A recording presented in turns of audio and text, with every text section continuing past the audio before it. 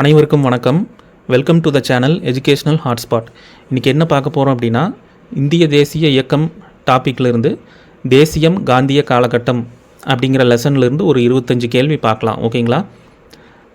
Okay, முதல் கேள்வி பாருங்கள். பின்வரும் கூற்றுகளை ஆராய்க. ஃபஸ்ட் ஒன் பாருங்கள்.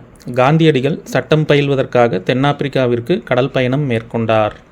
இரண்டாவது, 1891ஆம் ஆண்டு ஜூன் மாதம் வழக்கறிஞர் பட்டம் பெற்று இந்தியாவிற்கு திரும்பினார். மூன்றாவது, தென்னாப்பிரிக்காவில் இருந்த குஜராத்தி நிறுவனம் ஒன்று சட்ட உரிமை வழக்குகள் தொடர்பாக காந்தியின் சேவையை நாடியது. நான்காவது, இதனால் காந்தியடிகள் 1893ஆம் ஆண்டு மீண்டும் தென்னாப்பிரிக்காவிற்கு புறப்பட்டு சென்றார். ஓகே, கூற்று நல்லா படிச்சுட்டு ஆன்சர் பண்ணுங்கள். 4 ஆப்ஷன்ஸ் இருக்குது, எது சரின்னு சொல்லுங்கள்.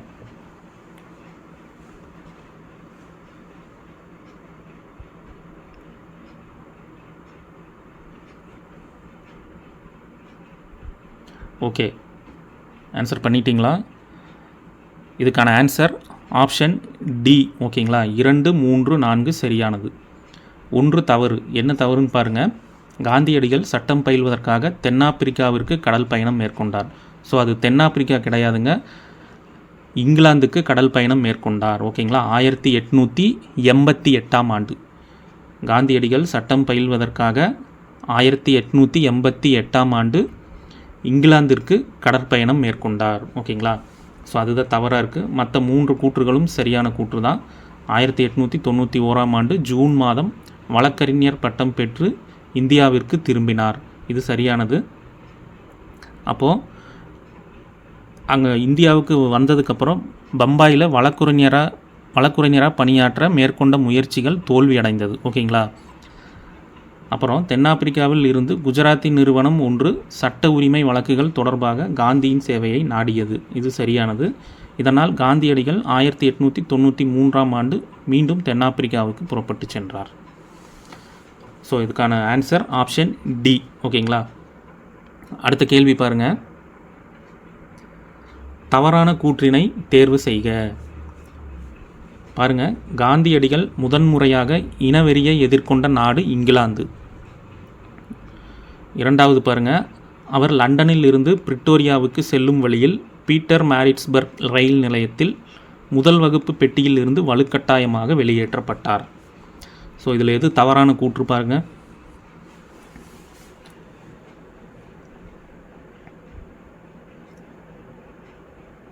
கூற்று கவனமாக படிச்சுட்டு ஆன்சர் பண்ணுங்கள். எது சரி எது தவறு, இரண்டும் சரியா அல்லது இரண்டும் தவறா, ஆன்சர் பண்ணுங்கள். ஓகே, இதுக்கான ஆன்சர் ஆப்ஷன் சி. 1, 2 தவறு, ரெண்டுமே தவறு. பாருங்கள் என்ன தவறுன்னு பாருங்கள். காந்தியடிகள் முதன்முறையாக இனவெறியை எதிர்கொண்ட நாடு இங்கிலாந்துன்னு இருக்குது. ஸோ அது இங்கிலாந்து கிடையாது, தென்னாப்பிரிக்கா. ஓகேங்களா? காந்தியடிகள் முதன்முறையாக இனவெறியை எதிர்கொண்ட நாடு தென்னாப்பிரிக்கா. அவர் லண்டனில் இருந்து பிரிட்டோரியாவுக்கு செல்லும் வழியில்னு இருக்குது. ஸோ லண்டன் கிடையாதுங்க, டர்பன். ஓகேங்களா? அவர் டர்பனிலிருந்து பிரிட்டோரியாவுக்கு செல்லும் வழியில் பீட்டர் மாரிட்ஸ்பர்க் ரயில் நிலையத்தில் முதல் வகுப்பு பெட்டியில் இருந்து வலுக்கட்டாயமாக வெளியேற்றப்பட்டார். ஸோ அங்கே இங்கிலாந்துன்னு இருக்குது, இங்கே லண்டன் இருக்குது. அதனால் 2 ஆப்ஷனும் 2 கூற்றுகளுமே தவறானது. ஓகேங்களா? அங்கே நாடு வந்து தென்னாப்பிரிக்கா, இங்கே லண்டனில் இருந்துன்னு இருக்குது, டர்பனில் இருந்து பிரிட்டோரியாவுக்கு ரயில் பயணம். ஓகேங்களா? ஓகே, இதுக்கான ஆன்சர் ஆப்ஷன் சி. 1, 2 தவறு. மூன்றாவது கேள்வி பாருங்கள். காந்தியடிகளை பெரும் தாக்கத்திற்குள்ளாக்கிய புத்தகங்களுள் பொருந்தாததை தேர்ந்தெடு. காந்தியடிகளை பெரும் தாக்கத்திற்குள்ளாக்கிய புத்தகங்களுள் பொருந்தாததை தேர்ந்தெடு. ஆப்ஷன்ஸ் பாருங்கள். கடவுளின் அரசாங்கம் உன்னில் உள்ளது, அன்டு தி லாஸ்ட், போரும் அமைதியும், சட்ட மறுப்பு. The kingdom of God is within you, and the last, war and peace, civil disobedience. So இதில் எது ஆன்சர்னு சொல்லுங்கள். காந்தியடிகளை பெரும் தாக்கத்திற்கு உள்ளாக்கிய புத்தகங்களுள் பொருந்தாததை தேர்ந்தெடு. பொருந்தாதது எதுன்னு பாருங்கள்.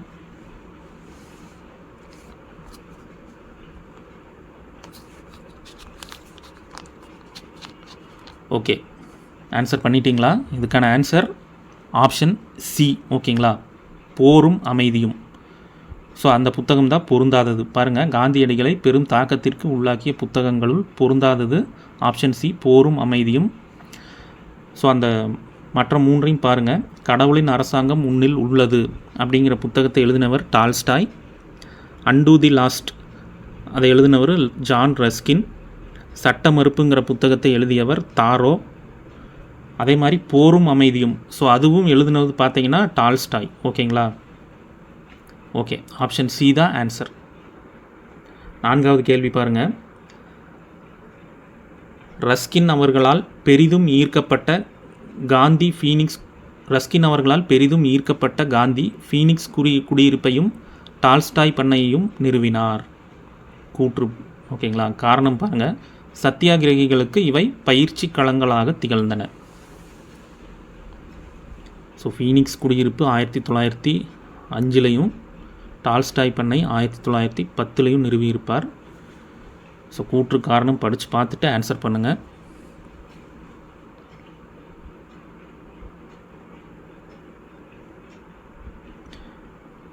ஓகே, இதுக்கான ஆன்சர் ஆப்ஷன் பி. ஓகேங்களா, கூற்று சரி, காரணம் சரி, காரணம் சரியான விளக்கம். ஓகேங்களா, 4க்கு ஆப்ஷன் பி தான் ஆன்சர். ஸோ கூற்று பாருங்கள் சரியானது. ரஸ்கின் அவர்களால் பெரிதும் ஈர்க்கப்பட்ட காந்தி ஃபீனிக்ஸ் குடியிருப்பையும் டால்ஸ்டாய் பண்ணையையும் நிறுவினார்.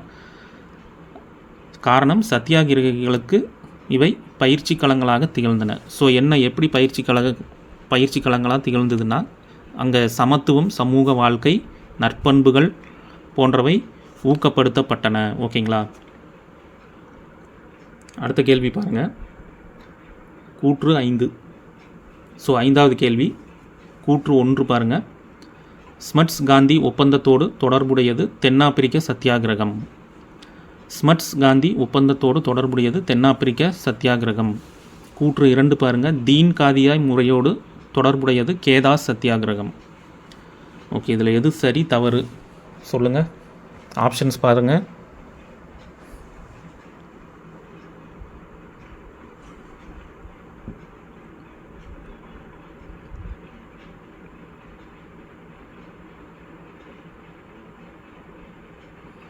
ஓகே, இதுக்கான ஆன்சர் ஆப்ஷன் ஏ. கூற்று 1 சரி, 2 தவறு. ஸோ என்னன்னு பாருங்கள். ஸ்மட்ஸ் காந்தி ஒப்பந்தத்தோடு தொடர்புடையது தென்னாப்பிரிக்க சத்தியாகிரகம், இது சரியானது. தீன் காதியா முறையோடு தொடர்புடையது கேதா சத்தியாகிரகம்னு இருக்குது. ஸோ அது கேதா சத்தியாகிரகம் கிடையாது, சம்பரான் சத்தியாகிரகம். ஓகேங்களா, தீன் காதியா முறையோடு தொடர்புடையது சம்பரான் சத்தியாகிரகம். ஓகேங்களா, ஸோ இதுக்கான ஆன்சர் ஆப்ஷன் ஏ. 6வது கேள்வி பாருங்கள். நாடு முதலாக ஒத்துழையாமை இயக்க செயல்முறை பாடத்தை கற்றுக்கொண்டதாக காந்தி குறிப்பிட்ட சத்தியாகிரகம் எது? நாடு முதலாக ஒத்துழையாமை இயக்க செயல்முறை பாடத்தை கற்றுக்கொண்டதாக காந்தி குறிப்பிட்ட சத்தியாகிரகம் எது? ஸோ இது ஈஸி தான். தென்னாப்பிரிக்க சத்தியாகிரகம், ரவுலட் சத்தியாகிரகம், கேதா சத்தியாகிரகம், சம்பரான் சத்தியாகிரகம்.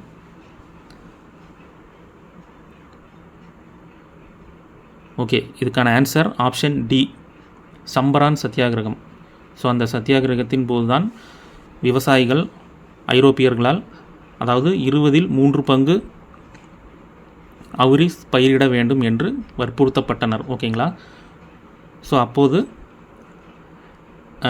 ராஜீவ் சுக்லா என்பவர் காந்தியடிகளுக்கு அழைப்பு விடுத்து சத்தியாகிரக போராட்டத்தை மேற்கொள்ளுமாறு வேண்டுகோள் விடுத்தார். ஓகேங்களா, ஓகே, அது கொஸ்டின் பின்னால் வருது பாருங்கள். ஸோ இதுக்கான ஆன்சர் ஆப்ஷன் டி. 7 பாருங்கள். சம்பரான் சத்தியாகிரகத்தின் போது காந்தியடிகளுக்கு துணையாக செயல்பட்டவர்கள் யார்? சம்பரான் சத்தியாகிரகத்தின் போது காந்தியடிகளுக்கு துணையாக செயல்பட்டவர் யார்? பாருங்கள், ராஜ்குமார் சுக்லா. ஸோ ராஜீவ் சுக்லான்னு சொல்லி இப்போ லாஸ்ட் கொஸ்டின். ஓகேங்களா, ஸோ ராஜீவில் ராஜ்குமார் சுக்லா, ராஜேந்திர பிரசாத் மற்றும் வல்லபாய் பட்டேல், ராஜ்குமார் சுக்லா மற்றும் பிரஜ் கிஷோர் மற்றும் ராஜேந்திர பிரசாத். ஸோ கொஸ்டின் நல்லா படித்து பார்த்துட்டு ஆன்சர் பண்ணுங்கள். சம்பரான் சத்தியாகிரகத்தின் போது காந்தியடிகளுக்கு துணையாக செயல்பட்டவர்கள் யார்? ஓகே, இதுக்கான answer option D, Braj Kishore மற்றும் ராஜேந்திர பிரசாத். ஓகேங்களா? ஸோ பிரஜ் கிஷோர் அப்படிங்கிறவர் ஒரு வழக்கறிஞர். ஓகேங்களா? அந்த ராஜ்குமார் சுக்லா தான் காந்திக்கு அழைப்பு விடுத்தவர். ஓகேங்களா? முந்தின கேள்வியில் பார்த்தோம்ல. ஓகே, இதுக்கான ஆன்சர் ஆப்ஷன் டி. 8வது கேள்வி பாருங்கள். கருப்பு சட்டத்தை எதிர்த்து நாடு தழுவிய சத்தியாகிரக போராட்டத்திற்கு காந்தியடிகள் அழைப்பு விடுத்த தினம். கருப்பு சட்டத்தை எதிர்த்து நாடு தழுவிய சத்தியாகிரக போராட்டத்திற்கு காந்தியடிகள் அழைப்பு விடுத்த தினம். ஆப்ஷன்ஸ் பாருங்கள். 1919, April 3, April 6, April 11, April 13.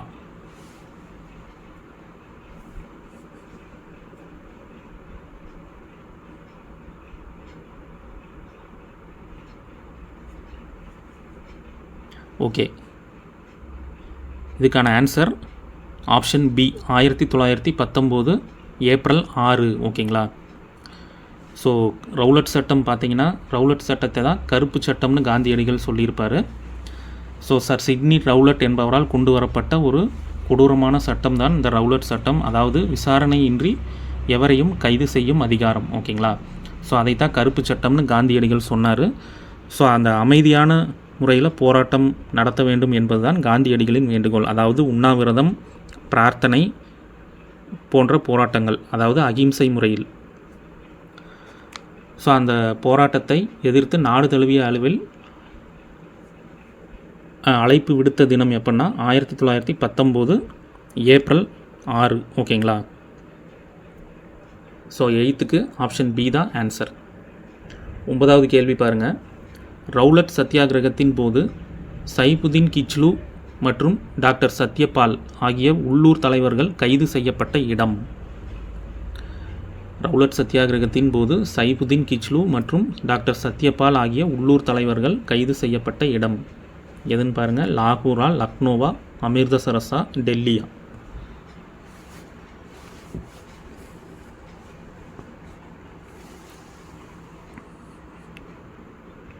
Okay, இதுக்கான ஆன்சர் ஆப்ஷன் சி, அமிர்தசரஸில் கைது செய்யப்பட்டனர். ஸோ அது என்ன தினம்னு பார்த்தீங்கன்னா 1919, ஏப்ரல் 9. ஓகேங்களா?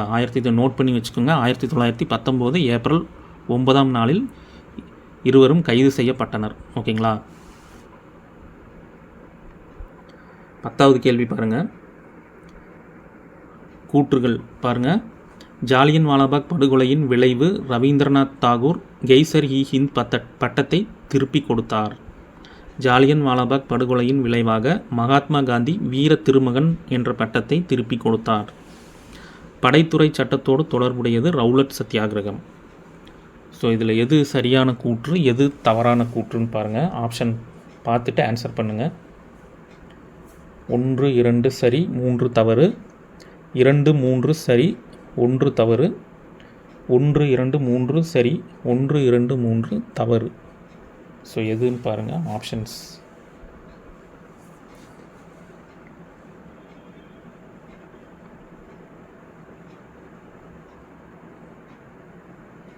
ஓகே, ஆன்சர் பண்ணிட்டீங்களா?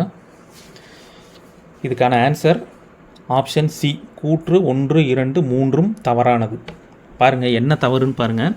ஜாலியன் வாலாபாக் படுகொலையின் விளைவு ரவீந்திரநாத் தாகூர் கெய்சர்-இ-ஹிந்த் பட்டத்தை திருப்பி கொடுத்தார். ஸோ ரவீந்திரநாத் தாகூருக்கு வீர திருமகன் பட்டம் தான் கொடுத்துருப்பாங்க ஆங்கிலேயர்கள். ஸோ அதை தான் திருப்பி கொடுத்துருப்பார். ஓகேங்களா? நைட்ஹுட் பட்டம்.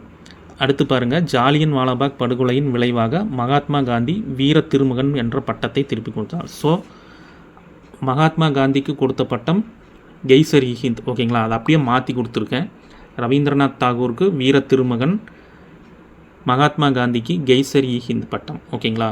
ஸோ இது 2 தவறானது. 3வது தவறானது பாருங்கள். படைத்துறை சட்டத்தோடு தொடர்புடையது ரவுலட் சத்தியாகிரகம்னு இருக்குது. ஸோ படைத்துறை சட்டம் கொண்டு வரப்பட்டது பார்த்திங்கன்னா ஜாலியன் வாலாபாக் படுகொலைக்கு பிறகு தான் இந்த படைத்துறை சட்டம் கொண்டு வரப்பட்டது. ஓகேங்களா? அதே மாதிரி இந்த ஜாலியன் வாலாபாக் படுகொலை நிகழ்ந்த தினம் 1919 ஏப்ரல் 13. ஓகேங்களா? ஓகே, பைசாக்கி திருநாள், அதாவது சீக்கியர்களின் திருநாளன்று, பைசாக்கி திருநாளன்று ஜெனரல் ரெஜினால்டு டயரின் உத்தரவுப்படி அங்கு கூடியிருந்த மக்கள் பலர் சுட்டு கொல்லப்பட்டனர். ஓகேங்களா? ஓகே, இதுக்கான ஆன்சர் அனைத்தும் தவறானது. 10க்கு ஆப்ஷன் சி. 11வது கேள்வி பாருங்கள். கிலாஃபத் இயக்கம் பற்றிய பின்வரும் கூற்றுகளுள் தவறானதை தேர்வு செய்க. கிலாஃபத் இயக்கம் பற்றிய பின்வரும் கூற்றுகளுள் தவறானதை தேர்வு செய்க. பாருங்கள், மௌலானா முகமது அலி மற்றும் மௌலானா சௌகத் அலி தலைமையில் இவ்வியக்கம் நடந்தது. 2வது கூற்று, 1919 நவம்பர் மாதம் தில்லியில் நடைபெற்ற அகில இந்திய கிலாஃபத் இயக்க மாநாட்டிற்கு சௌகத் அலி தலைமை ஏற்றார். 1920 ஜூன் 9 அலகாபாத்தில் கூடிய கிலாஃபத் குழுவின் கூட்டம் காந்தியடிகளின் அகிம்சை மற்றும் ஒத்துழையாமை இயக்கத்தை ஏற்றுக்கொண்டது. 4வது பாருங்க, ஒத்துழையாமை இயக்கம் 1920 செப்டம்பர் முதல் நாள் தொடங்கியது. ஓகே, இதில் எது சரி எது தவறு, தவறானதாக கேட்டிருக்கு. ஸோ எது தவறுன்னு பாருங்கள். ஆப்ஷன்ஸ் கவனமாக படிச்சுட்டு ஆன்சர் பண்ணுங்கள்.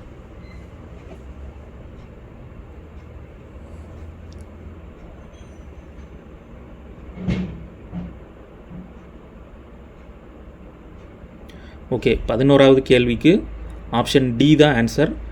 2, 4 தவறானது. கூற்று 2 மற்றும் 4 தவறு. என்னன்னு பாருங்கள். மௌலானா முகமது அலி மற்றும் சௌகத் அலி தலைமையில் இவ்வியக்கம் நடந்தது, இது சரியானது. 2வது கூற்று பாருங்கள்.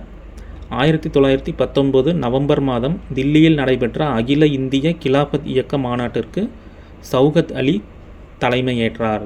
ஸோ அது தலைமை ஏற்றது யாருன்னா காந்தியடிகள். ஓகேங்களா? சௌகத் அலி கிடையாது, காந்தியடிகள் தலைமை ஏற்றார். ஸோ இது தவறான கூற்று. 3வது சரியானது தான். அலகாபாத்தில் கூடிய கிலாஃபத் குழுவின் கூட்டம் காந்தியடிகளின் அகிம்சை மற்றும் ஒத்துழையாமை இயக்கத்தை ஏற்றுக்கொண்டது. ஸோ அந்த இயர் அண்டு டேட் அதை பார்த்து வச்சுக்கோங்க. ஸோ 4வது கூற்று பாருங்கள். ஒத்துழையாமை இயக்கம் 1920 செப்டம்பர் முதல் நாள் தொடங்கியது. ஸோ அது செப்டம்பர் முதல் நாள் இல்லைங்க, ஆகஸ்ட் முதல் நாள் தொடங்கியது. ஓகேங்களா? ஒத்துழையாமை இயக்கம் 1920 ஆகஸ்ட் முதல் நாள் தொடங்கியது. ஸோ ஆப்ஷன் கூற்று 2 மற்றும் 4 தவறானது. ஸோ ஆப்ஷன் டி தான் ஆன்சர். ஓகேங்களா? ஓகே, 12வது கேள்வி பாருங்கள். கூற்று காரணம். கூற்று பாருங்கள். 1920 டிசம்பர் மாதம் சேலம் சி. விஜயராகவாச்சாரி தலைமையில் நாக்பூரில் நடந்த அமர்வில் ஒத்துழையாமை இயக்க தீர்மானம் நிறைவேற்றப்பட்டது. காரணம் பாருங்கள். 1920 செப்டம்பரில் கல்கத்தாவில் நடைபெற்ற சிறப்பு அமர்வில் இந்திய தேசிய காங்கிரஸ் இந்த இயக்கத்திற்கு அனுமதி வழங்கியது. 1920 செப்டம்பரில் கல்கத்தாவில் நடைபெற்ற சிறப்பு அமர்வில் இந்திய தேசிய காங்கிரஸ் இந்த இயக்கத்திற்கு அனுமதி வழங்கியது.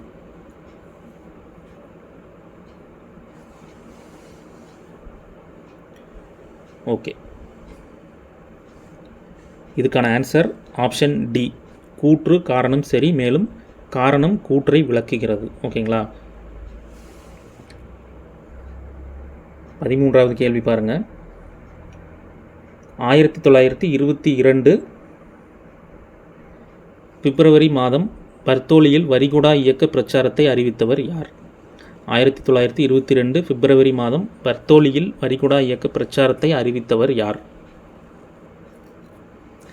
ஆப்ஷன் பாருங்கள். வல்லபாய் பட்டேல், காந்தியடிகள், ஜவஹர்லால் நேரு, ராஜேந்திர பிரசாத்.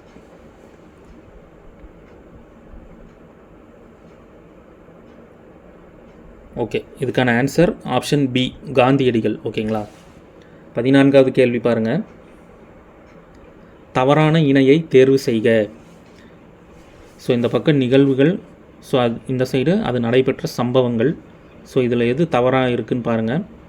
சௌரி சௌரா சம்பவம் 1922 பிப்ரவரி 5. சுயராஜ்ய கட்சி 1923 ஜனவரி 5. இந்திய சட்டப்பூர்வ ஆணையம் 1927 நவம்பர் 8. ஜாலியன் வாலாபாக் படுகொலை 1919 மார்ச் 13.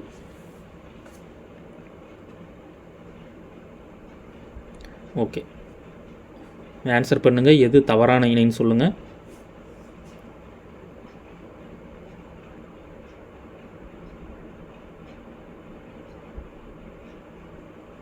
ஓகே, இதுக்கான ஆன்சர் ஆப்ஷன் டி. இணை 2 மற்றும் 4 தவறு. பாருங்கள், சுயராஜ்ய கட்சி 1923 ஜனவரி 5ன்னு இருக்குது. ஸோ அது ஜனவரி 1, ஓகேங்களா. சுயராஜ்ய கட்சி தொடங்கப்பட்ட தினம் 1923ஆம் ஆண்டு ஜனவரி 1. 4வது பாருங்கள், இணை பாருங்கள், ஜாலியன் வாலாபாக் படுகொலை 1919 மார்ச் 13ன்னு இருக்குது. ஸோ அது ஏப்ரல் 13, ஓகேங்களா. ஸோ இந்த 2 தான் தவறான இணை. 2 மற்றும் 4 தவறானது. ஆப்ஷன் டி தான் ஆன்சர். 1, 3 சரி. ஸோ 15வது கேள்வி பாருங்கள். கூற்று 1, ஒத்துழையாமை இயக்கத்தை தீவிரமாக பின்பற்றியவர்கள் மாற்றத்தை விரும்புவோர் என அழைக்கப்பட்டனர். கூற்று 2, தேர்தலில் போட்டியிட்டு சட்டப்பேரவைக்குள் நுழைய வேண்டும் என்று நினைத்தவர்கள் மாற்றத்தை விரும்பாதோர் என்று அழைக்கப்பட்டனர். ஸோ இதில் எது சரி எது தவறுன்னு பாருங்கள். இதில் 2ம் சரியா 2ம் தவறா?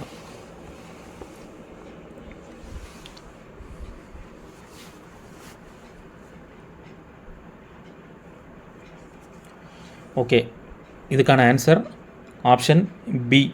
கூற்று 1, 2 தவறானது. 2மே தவறு. என்னன்னு பாருங்கள். ஒத்துழையாமை இயக்கத்தை தீவிரமாக பின்பற்றியவர்கள் மாற்றத்தை விரும்பாதோர் என அழைக்கப்பட்டனர். ஒத்துழையாமை இயக்கத்தை தீவிரமாக பின்பற்றியவர்கள் மாற்றத்தை விரும்பாதோர் என அழைக்கப்பட்டனர். ஸோ அது பார்த்தீங்கன்னா வல்லபாய் பட்டேல், ராஜாஜி போன்றவர் காந்தியை பின்பற்றினர், ஓகேங்களா. ஸோ அடுத்து, தேர்தலில் போட்டியிட்டு சட்டப்பேரவைக்குள் நுழைய வேண்டும் என்று நினைத்தவர்கள் மாற்றத்தை விரும்பியவர்கள் என்று அழைக்கப்பட்டனர். ஸோ இதை அப்படியே மாற்றி கொடுத்துருக்கேன் கூற்றில். ஸோ அதனால் 2ம் தவறானது. ஸோ அந்த மாற்றத்தை விரும்புவோர் யாருன்னு பார்த்தீங்கன்னா, இந்த மோதிலால் நேரு, சிஆர் தாஸ் போன்றவர்கள் அரசியலில் பங்கேற்று தேர்தலில் வெற்றி பெற்று சட்டசபைக்குள் நுழைய வேண்டும் என்று தீர்மானித்தனர், ஓகேங்களா. ஸோ கூற்று 1, 2 தவறானது, ஓகேங்களா. 16வது கேள்வி பாருங்கள். ஆங்கிலேயரின் இரட்டையாட்சி முறையில் ஒதுக்கப்பட்ட மற்றும் மாற்றப்பட்ட துறைகள் என பிரிக்கப்பட்டது. பின்வருவனவற்றுள் மாற்றப்பட்ட துறையுடன் தொடர்பில்லாததை தேர்வு செய்க. ஆங்கிலேயரின் இரட்டையாட்சி முறை ஒதுக்கப்பட்ட மற்றும் மாற்றப்பட்ட துறைகள் என பிரிக்கப்பட்டது. பின்வருவனவற்றுள் மாற்றப்பட்ட துறையுடன் தொடர்பில்லாததை தேர்வு செய்க. பாருங்கள், வேளாண்மை, நீர்ப்பாசனம், பொதுப்பணி, பொது சுகாதாரம். ஸோ இதில் எது மாற்றப்பட்ட துறையுடன் தொடர்பில்லாதது?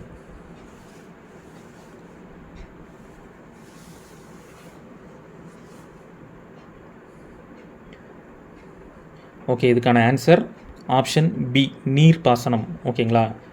இந்த நீர்ப்பாசனம் ஒதுக்கப்பட்ட துறையில் இருந்தது.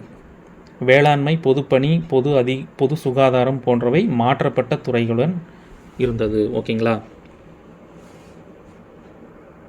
17வது கேள்வி பாருங்கள். கீழ்கண்ட கூற்றினை கூறியவர் யார்? கூற்று பாருங்கள். உங்கள் மாவட்டங்களுக்கு செல்லுங்கள், கதர், இந்து, முஸ்லீம் ஒற்றுமை. உங்கள் மாவட்டங்களுக்கு செல்லுங்கள், கதர், இந்து முஸ்லீம் ஒற்றுமை, தீண்டாமை ஒழிப்பு ஆகியன பற்றி செய்திகளை பரப்புங்கள். இளைஞர்களை ஒன்று திரட்டி அவர்களை சுயராஜ்யத்தின் உண்மையான வீரர்களாக உருமாற்றுங்கள். ஸோ இந்த கூற்றுக்கு உரியவர் யார்? ஸோ ஈஸி தான். அம்பேத்கர், சிஆர் தாஸ், காந்தியடிகள், மோதிலால் நேரு.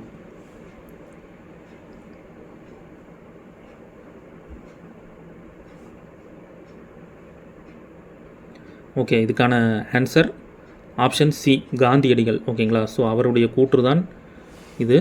அதே மாதிரி மேலும் காங்கிரஸ் உறுப்பினர்கள் கதர் உடுப்பதை கட்டாயமாக்கினார். ஸோ அதுவும் காந்தியடிகள் தான். ஸோ காங்கிரஸ் உறுப்பினர்கள் அனைவரும் கதர் ஆடையை மட்டுமே அணிய வேண்டும் அப்படின்னு காந்தியடிகள் சொல்லியிருப்பார், ஓகேங்களா.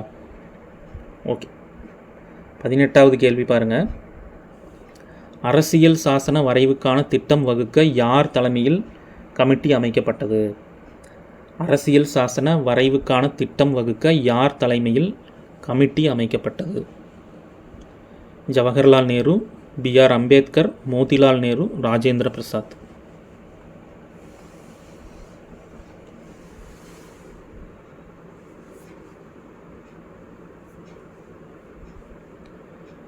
ஓகே,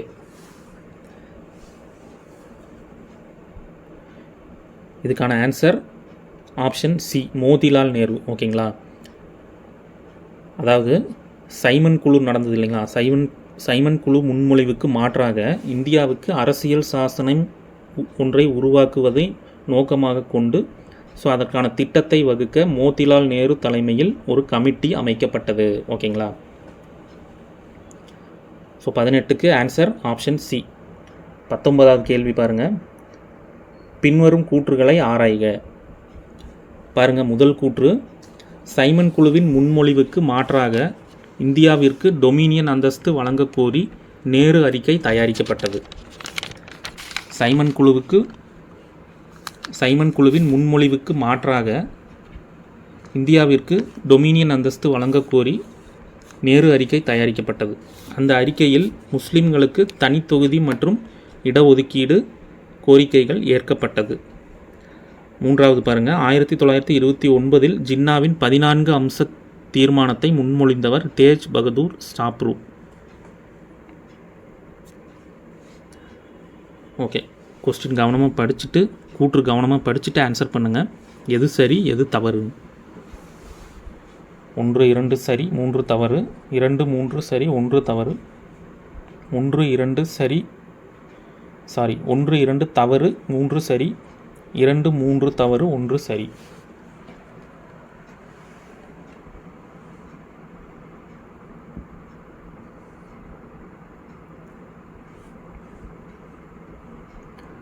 ஓகே, பாருங்கள், இதுக்கான ஆன்சர் ஆப்ஷன் டி, 2 3 தவறானது, 1 சரியானது. ஓகேங்களா, ஆப்ஷன் டி, 2 3 தவறு 1 சரி. பாருங்கள், சைமன் குழுவின் முன்மொழிவுகளுக்கு மாற்றாக இந்தியாவிற்கு டொமினியன் அந்தஸ்து வழங்கக் கோரி நேரு அறிக்கை தயாரிக்கப்பட்டது. ஓகேங்களா, மோதிலால் நேரு தலைமையில். அடுத்து பாருங்கள், அந்த அறிக்கையில் முஸ்லீம்களுக்கு தனித்தொகுதி மற்றும் இடஒதுக்கீடு கோரிக்கைகள் ஏற்கப்பட்டது. அது ஏற்கப்பட்டது இல்லை, ஏற்கப்படவில்லை. ஓகேங்களா, அந்த அறிக்கையில் முஸ்லீம்களுக்கு தனித்தொகுதி மற்றும் இடஒதுக்கீடு கோரிக்கைகள் ஏற்கப்படவில்லை.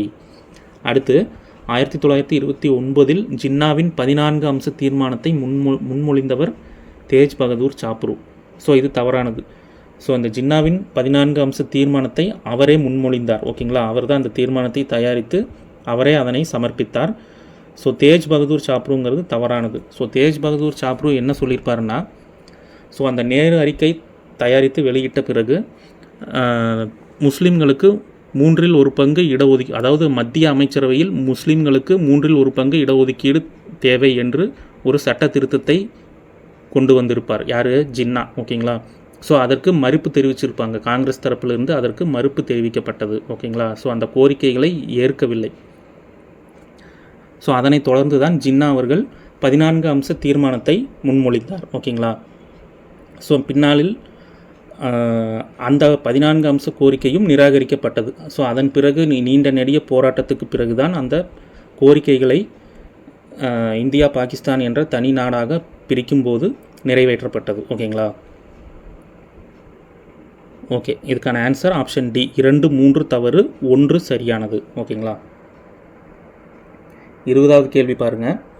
வட்டமேசை மாநாட்டை புறக்கணித்து சட்ட மறுப்பு இயக்கத்தை தொடங்க முடிவு செய்யப்பட்ட மாநாடு எது? வட்டமேசை மாநாட்டை புறக்கணித்து சட்ட மறுப்பு இயக்கத்தை தொடங்க முடிவு செய்யப்பட்ட மாநாடு எது? 1929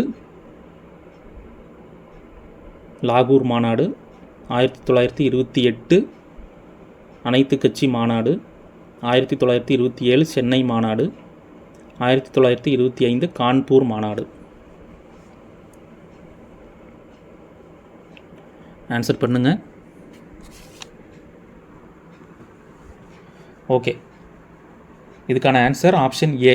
ஓகேங்களா, 1929 லாகூர் காங்கிரஸ் மாநாடு. 21வது கேள்வி பாருங்கள். காந்தியடிகள் உப்பு சத்தியாகிரக போராட்டம் மேற்கொண்டு உப்பு சட்டத்தை மீறிய தினம் எது?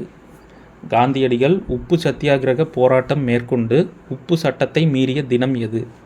1930 March 12, March 5, April 5, April 12.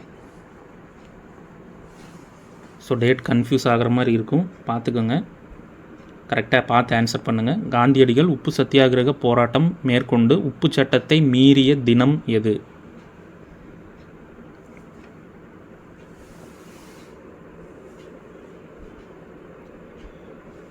Okay, இதுக்கான ஆன்சர் 1930 ஏப்ரல் 5. ஓகேங்களா,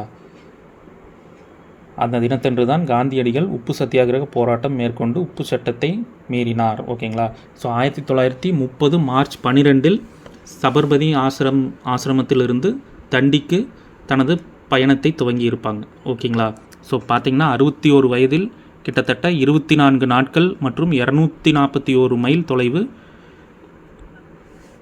நடைப்பயணம் மேற்கொண்டிருப்பார். ஓகேங்களா, ஸோ அவரோடு சேர்த்து மொத்தம் 78 பேர் இதில் பங்கேற்றார்கள். ஓகே, 22வது கேள்வி பாருங்கள். கூற்று 1, வடமேற்கு எல்லை மாகாணத்தில் உப்பு சத்தியாகிரகத்தை தலைமையேற்று நடத்தியவர் கான் அப்துல் கபார் கான். கூற்று 2 பாருங்கள். செஞ்சட்டைகள் என்று அழைக்கப்பட்ட குடை கித்மட்கர் எனும் இயக்கத்தை அவர் நடத்தினார். ஸோ இது ஈஸி தான்.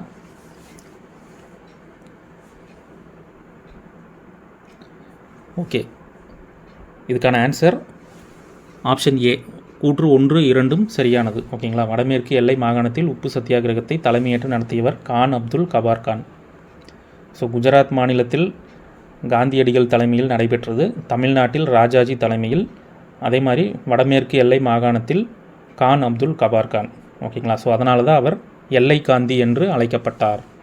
அதே மாதிரி செஞ்சட்டைகள் என்று அழைக்கப்பட்ட குடை கித்மட்கர் எனும் இயக்கத்தை அவர் நடத்தினார். ஸோ ஆப்ஷன் ஏ தான் ஆன்சர். 23வது கேள்வி பாருங்கள். ஆங்கிலேயர்களால் முதலாவது வனச்சட்டம் இயற்றப்பட்ட ஆண்டு.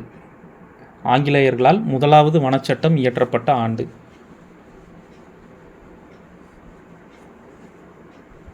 1860, 1865, 1875, 1878. ஆன்சர் பண்ணுங்கள்.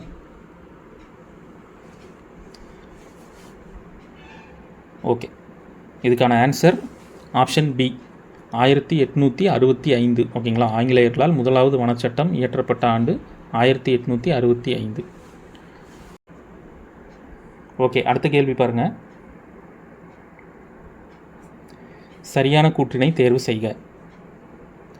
பாருங்கள், மாகாண சுயாட்சியுடன் கூடிய மத்திய அரசு பற்றிய யோசனையை அறிவித்தவர் இர்வின் பிரபு.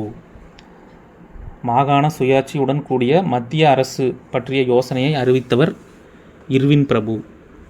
ஆப்ஷன் பி பாருங்கள். வன்முறையில் ஈடுபடாத அனைத்து அரசியல் கைதிகளையும் உடனடியாக விடுதலை செய்வது தொடர்பான கோரிக்கைகள் 2வது வட்டமேசை மாநாட்டில் ஏற்றுக்கொள்ளப்பட்டது. அடுத்து, 2வது வட்டமேசை மாநாட்டின் போது சிறுபான்மையினருக்கு தனித்தொகுதிகள் வழங்கும் திட்டத்தை காந்தியடிகள் ஏற்கவில்லை. டி பாருங்க, ஆப்ஷன் டி, 2வது வட்டமேசை மாநாட்டில் காங்கிரஸ் பங்கேற்கவில்லை. ஓகே, ஆன்சர் பண்ணுங்க. சரியான கூற்றினை தேர்வு செய்க.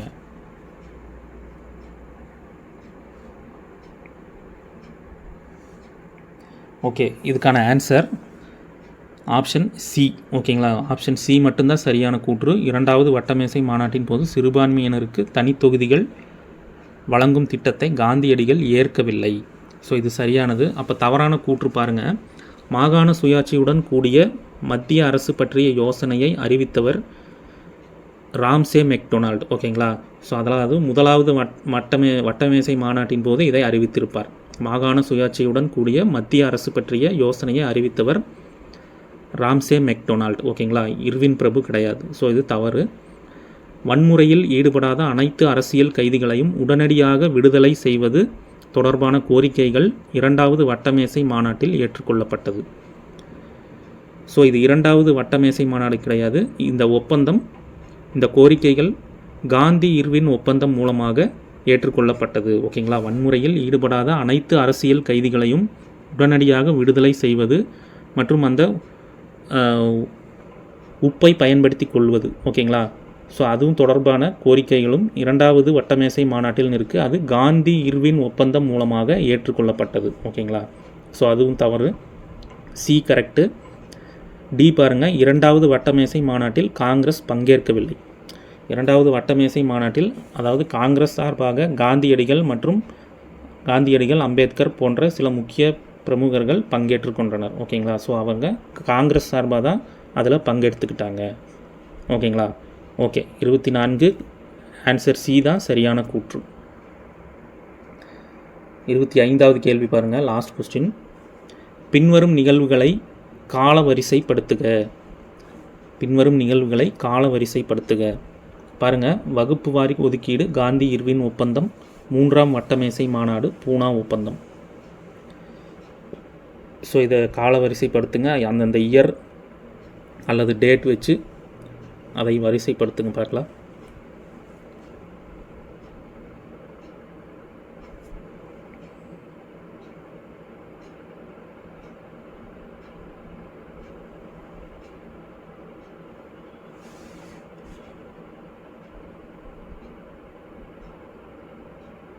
ஓகே, இதுக்கான ஆன்சர் ஆப்ஷன் டி.